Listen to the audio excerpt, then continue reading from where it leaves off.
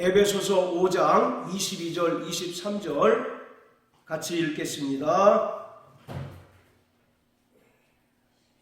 자, 같이 읽습니다. 시작. 아내들이여 자기 남편에게 복종하기를 주께 하듯 하라. 이는 남편이 아내의 머리됨이 그리스도께서 교회의 머리됨과 같음이니 그가 친히 몸의 구주시니라. 아멘. 사도 바울은 교회를 그리스도 안에서 새로운 가정으로 설명하고 있습니다.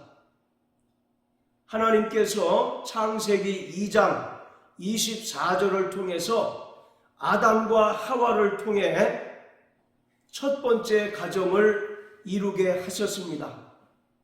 남자가 그 부모를 떠나 여자와 한 몸을 이루니 서로 하나가 되었다라고 말씀하셨는데, 이것은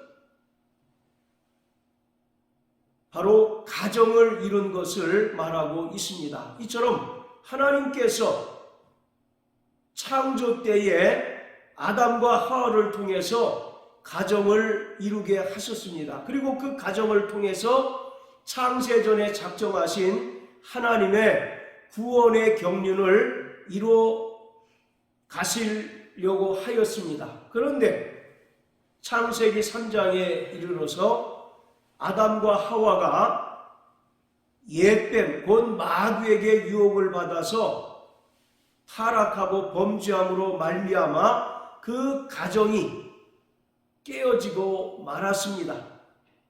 그래서 하나님께서는 구약에 예언하신 대로 예수 그리스도를 이 땅에 보내주셨고, 또 죄인들을 위하여 십자가에 달려 죽으시고 부활 승천하게 하셔서 성령을 이 땅에 보내주셔서 그리스도 안에서 교회를 이루게 하셨는데, 바로 교회는 하나님께서 이 땅에 세우신 새로운 가정입니다.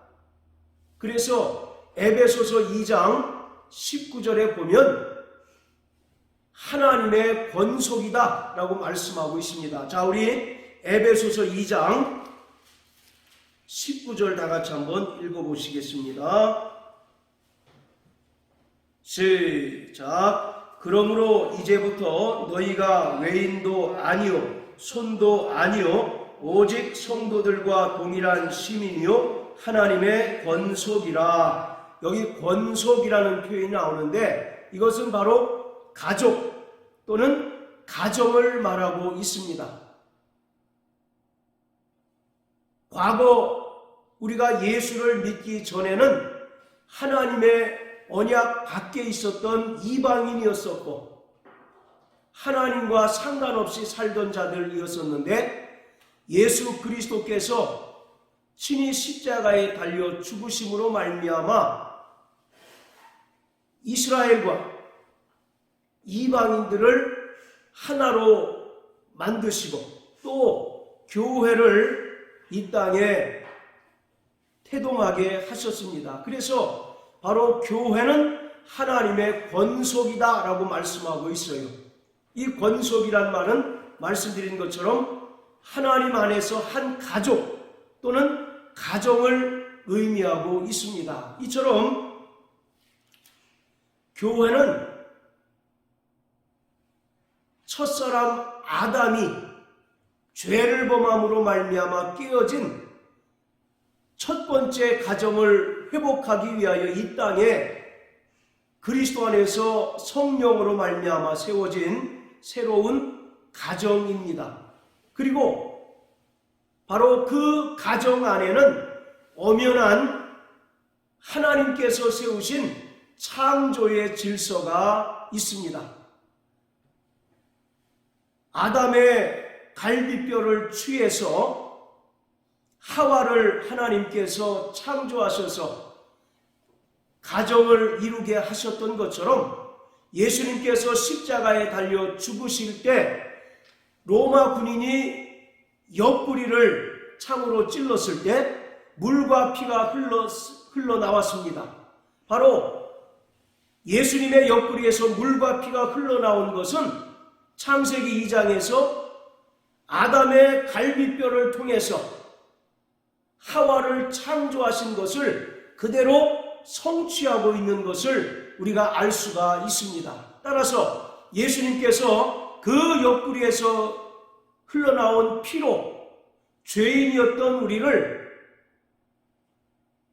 사셔서 하나님의 백성이 되게 하셨을 뿐만 아니라 그리스도 예수의 순결한 신부가 되게 하셨습니다. 그래서 바로 가정이라고 하는 것은 남편과 아내가 있어야 하듯이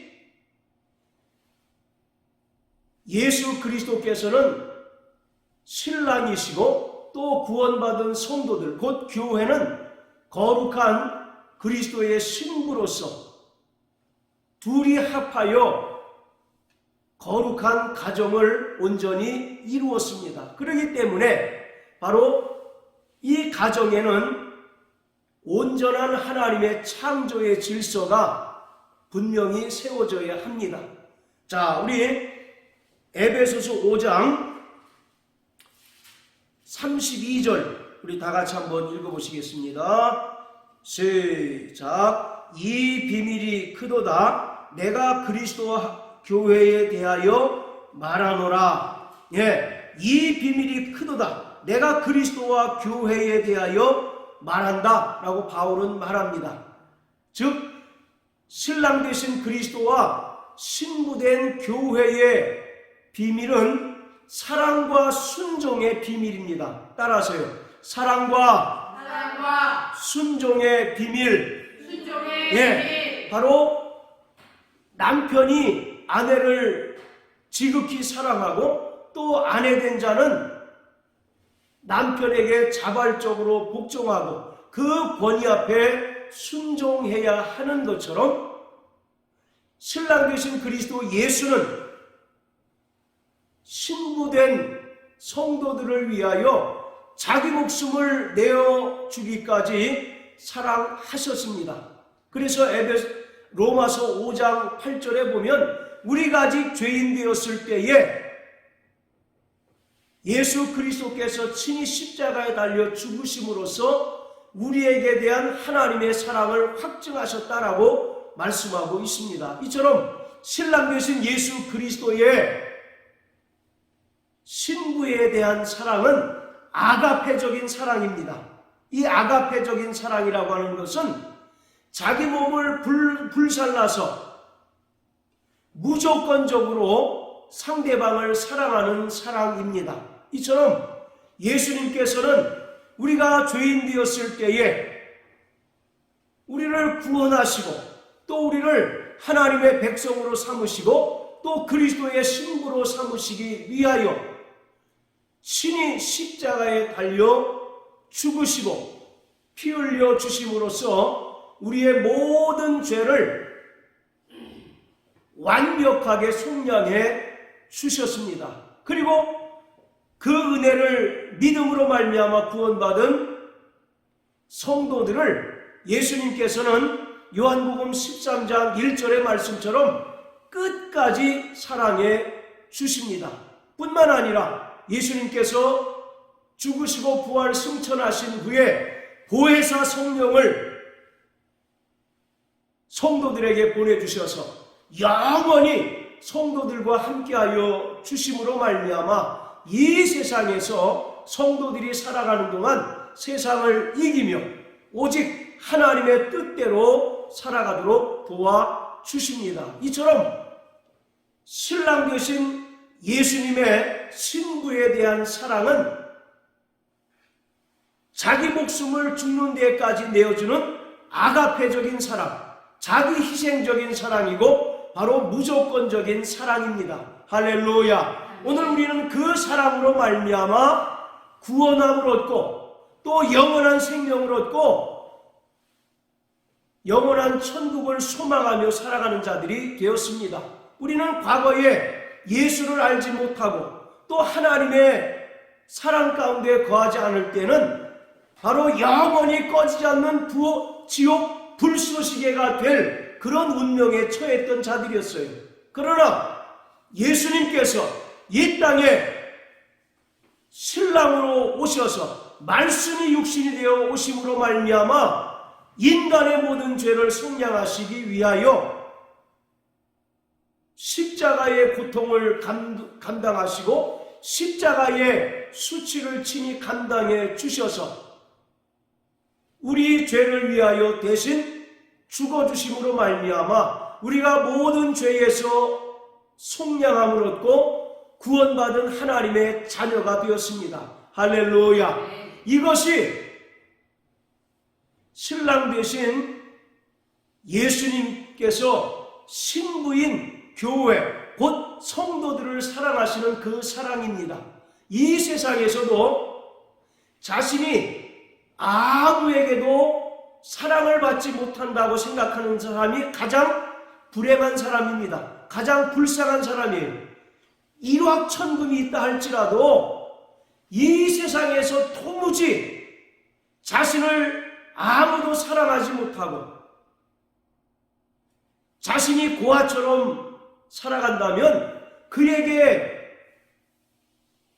엄청난 부가 있다 할지라도 또 높은 명예가 있다 할지라도 그는 여전히 불행한 자요 불쌍한 자일 것입니다. 그러나 비록 초가삼간에 산다 할지라도 누군가 나를 사랑해 줄 사람이 있고 또 누군가 나를 위하여 위로해 주고 품어주고 아껴주는 사람이 있다면 그 사람은 그 사랑으로 인하여 용기를 내서 이 세상을 능히 살아갈 수가 있을 것입니다. 이처럼 구원받은 성도들은 그리스도의 신부로서 예수님께서 이 땅에 우리를 고아나 과부처럼 버려둔 것이 아니라 보혜사 성령을 우리에게 보내주셔서 우리와 영원히 함께 하시고 날마다 성령 하나님으로 말미암아 그 사랑을 경험하며 그 사랑으로 말미암아 세상을 넉넉히 이길 수 있도록 도와주십니다. 그러므로 우리는 날마다 신랑 되신 예수님의 그 크신 사랑과 은혜로 말미암아 이 세상을 사랑하는 자인 것을 믿으시길 주의 이름으로 축원합니다. 할렐루야. 아멘. 우리는 그리스도의 신부된 자들입니다. 할렐루야. 아멘. 바로 신부는 다시 오실 신랑을 오매불망 기다리는 자입니다. 오직 믿음의 정절을 지키고 신랑 되신 예수께서 다시 오셔서 우리를 영광의 아버지 집으로 인도할 때까지 끝까지 믿음으로 살고 또 오직 예수님만을 사랑하며 또 자신의 영혼을 믿음으로 단장하는 자가 되어야 하는 것입니다. 자, 우리 구약성경 호세아서 5장을 다 같이 한번 보십니다. 호세아서 5장 7절입니다.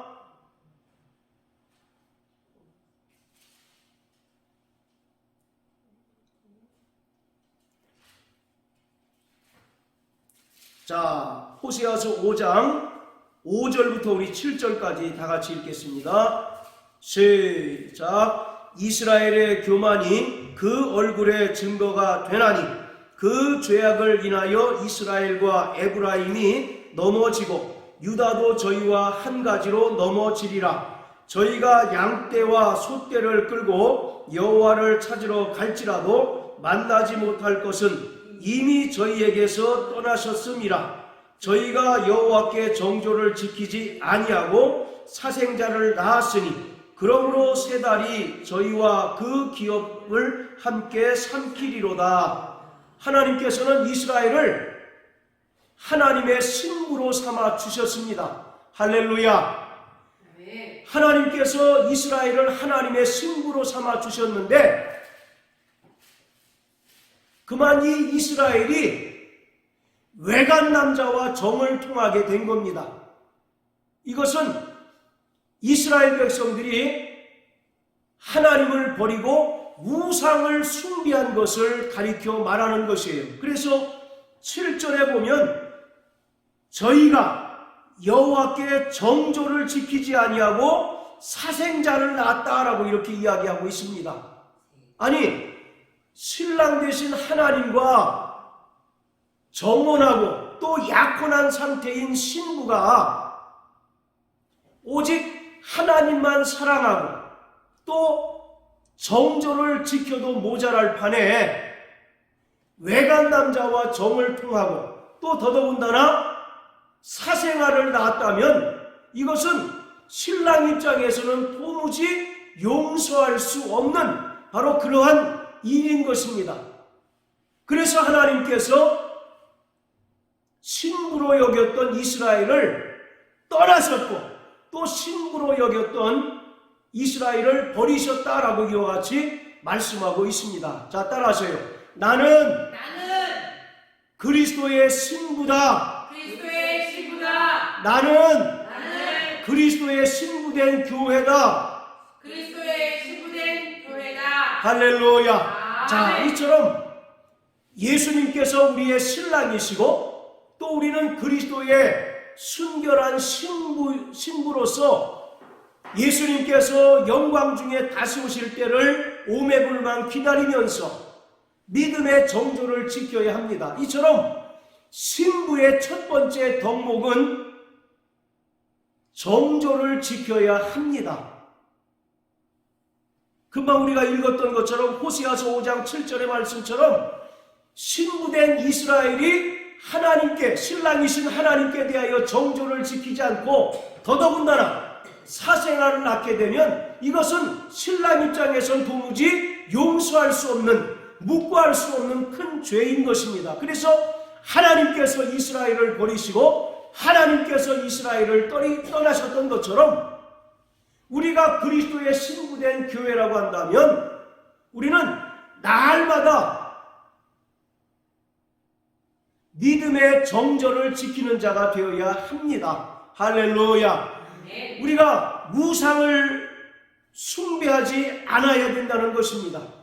여기서 우상이라고 하는 것은 보이는 우상뿐만 아니라 보이지 않는 우상, 성경은 탐심이 곧 우상 숭배다라고 이와 같이 말씀하고 있어요. 오직 신부의 최고의 관심은 바로 신랑에 있어야 합니다. 할렐루야. 바로 결혼식을 기다리고 결혼식을 준비하는 신부 입장에서 최고의 관심은 바로 신부여야 합니다. 오직 하나님만 사랑하고 또 신랑 되신 예수 그리스도에 대하여 철저히 믿음의 정조를 지키는 것이 신부의 바로 첫 번째 덕목인 것입니다. 이것은 우리가 우상 숭배를 하지 말아야 된다는 것입니다. 보이는 우상을 숭배하지 말아야 되는 것은 물론이고 보이지 않는 우상, 우리 안에 탐심이 있어서 세상의 것을 쫓고 또 세상에 돈이나 명예나 물질을 쫓는 것, 그것 역시 바로 성경은 우상 숭배라고 말씀하고 있어요. 이처럼 우리 안에서 하나님보다 더 사랑하는 것이 있다면 그것이 결국 우상 숭배인 것입니다. 신부된 자가 바로 우상 숭배하는 것이 정조를 잃어버리는 것이다 라고 성경은 분명히 말씀하고 있습니다. 그래서 우리는 정말 그리스도의 신부된 자로서 날마다 믿음의 정절을 지키는 자가 되어야 합니다. 할렐루야. 네. 자, 그리고 신부된 성도들의 두 번째 덕목은 날마다 자신의 영혼을 믿음으로 단장하는 자가 되어야 합니다. 신부가 결혼식을 준비하기 위해서 열심히 신부 수업을 쌓습니다. 요리도 열심히 익히고 또 예전 같으면 바느질이라든지 여러 가지 신부로서 또 가정주부로서 필요한 모든 것들을 열심히 배우고 익히듯이 신부된 자는 그리스도 예수께서 영광 중에 강림하실 때까지 날마다 자신의 영혼을 단장하고 자신의 영혼을 믿음으로 준비하는 자가 되어야 합니다. 자, 우리 베드로전서를 다 같이 한번 보십니다. 자, 베드로전서 3장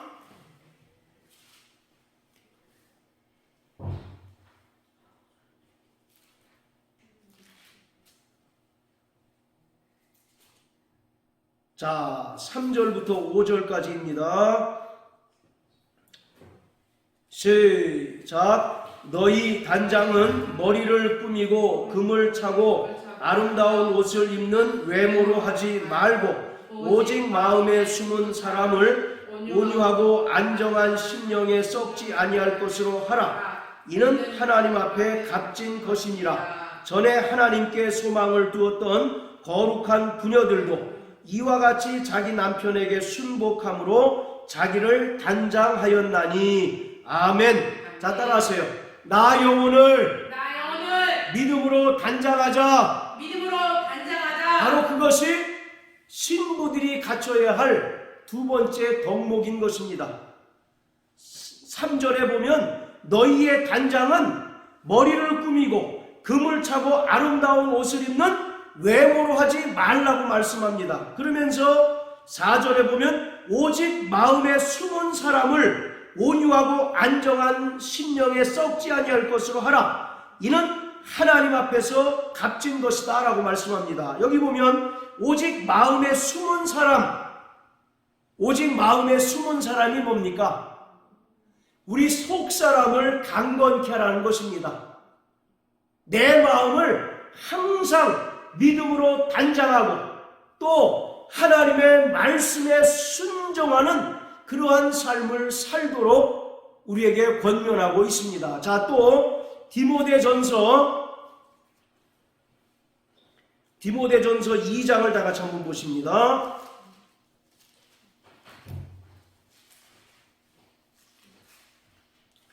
자, 디모데전서 2장 9절 다 같이 읽겠습니다. 시작. 또 이와 같이 여자들도 아담한 옷을 입으며 염치와 정절로 자기를 단장하고 따은 머리와 금이나 진주나 값진 옷으로 하지 말고. 자, 우리 10절까지 읽습니다. 시작. 오직 선행으로 하기를 원하라. 이것이 하나님을 공경한다 하는 자들의 마땅한 것이니라. 그리고 11절에 보면 여자는 1절 순종함으로 종용이 배우라. 할렐루야. 아멘. 자, 9절 말씀에 이와 같이 여자들도 아담한 옷을 입고 염치와 정절로 자신을 단장하라. 이와 같이 말씀하고 있습니다. 이처럼 우리는 예수님의 은혜를 믿음으로 말미암아 구원받는 순간 그리스도의 신부된 교회가 되었습니다. 그리고 신부된 성도들은 예수님께서 장차 영광 중에 다시 오실 때까지 철저하게 믿음의 정절을 지켜야 할 뿐만 아니라 자신의 영혼을 믿음으로 단장하는 자가 되어야 합니다. 세상 결혼식에도 결혼하는 신부가 벌거벗은 채로 식장에 입장하는 경우는 없습니다. 얼마나 부끄럽고 얼마나 수치스러운 일이겠어요. 이처럼 바로 결혼식장에 참여하는 신부는 가장 아름답게 자신을 치장하고 단장하듯 오늘 구원받은 성도들은 그리스도의 신부로서 자신의 믿음을 금과 보석과 같이 단장하는 자가 되어야 합니다. 그럴 때 신랑 되신 예수께서 다시 오실 때 우리가 공중에서 주님을 뵙게 되고 또 공중에서 계시록 19장에 기록한 것처럼 어린 양의 혼인잔치에 참여하게 될 것입니다. 어린 양의 혼인잔치에 참여하는 자들은 반드시 빛나고 깨끗한 세마포를 입어야 합니다. 이것은 성도들의 옳은 행실이다라고 말씀하고 있어요. 오늘 우리가 예수님의 은혜로 말미암아 구원받았다면 이제 구원받은 이후의 모든 삶은 철저히 하나님께서 우리에게 주신 그 약속의 말씀을 순종하고 또 하나님의 뜻대로 살아가는 삶이 반드시 있어야 합니다. 그래서 성도들의 옳은 행실이라고 하는 것은 믿음으로 말미암아 하나님의 뜻대로 순종하는 삶을 말하고 있습니다. 자, 따라서요. 나 영혼아, 믿음으로 살자. 나 영혼아, 하나님 말씀에 순종하는 삶을 살자. 할렐루야. 이것이 성도들이 어린 양의 혼인잔치에 참여할 때 입을 빛나고 깨끗한 세마포입니다. 마태복음 22장에 보면 어떤 왕이 그 아들을 위하여 혼인잔치를 배설했습니다. 그런데 혼인잔치에 참여한 모든 자들이 다 예복을 입고 결혼식장에 참여했는데 유독 어떤 한 사람만 예복을 입지 않고 결혼식에 들어왔습니다. 그때 왕이 그 예복 입지 않은 자를 향하여 묻기를 형제여 너는 어찌하여 예복을 입지 아니하느냐 물으니 그가 유구무원입니다. 입은 있어도 말하지 못함으로 인해서 그 왕이 신하들에게 이르기를 이 사람을 바깥 어두운 데 내어쫓아 슬피 울며 이를갈미 있게 하라 이와 같이 말씀하고 있습니다. 이처럼 어린 양의 혼인잔치에 참여하는 성도들은 거룩한 예복을 입는 자가 되어야 합니다. 거룩한 예복을 입지 않고서는 혼인잔치에 결코 참여할 수 없어요. 그렇기 때문에 바로 신부된 자들은 날마다 믿음의 정절을 지킬 뿐만 아니라 또 정말 믿음으로 이 땅에 살아가는 동안 하나님의 뜻대로 순종하며 하나님의 계명에 복종하는 삶을 사는 자들만이 기쁨으로 어린 양의 혼인잔치에 참여할 수 있습니다. 그러므로 사랑하는 성도 여러분,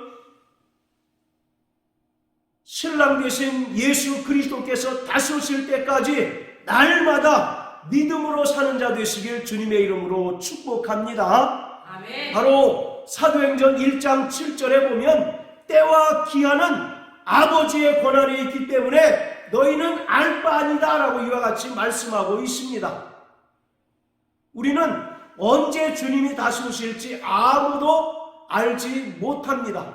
또 마태복음 24장 42절 43절에 보면 예수님께서 제자들에게 세상 종말에 대한 징조와 또 예수님 재림 때 나타날 징조에 대해서 말씀하시면서 결론적으로 그런즉 깨어있으라 그 날과 그 시는 아무도 모른다라고 말씀하고 있습니다. 그렇기 때문에 우리는 날마다 이 땅에 살아가는 동안 거룩한 신부로서 깨어있는 삶을 살아야 합니다. 할렐루야. 바로 신랑 되신 예수께서 우리를 끝까지 사랑하심으로써 우리가 이 세상을 승리하며 살아가야 할 뿐만 아니라 또한 우리는 그리스도의 신부된 자들로서 날마다 이 땅에서 믿음의 정절을 지키며 자신의 영혼을 금과 금과 보석으로 단장함으로써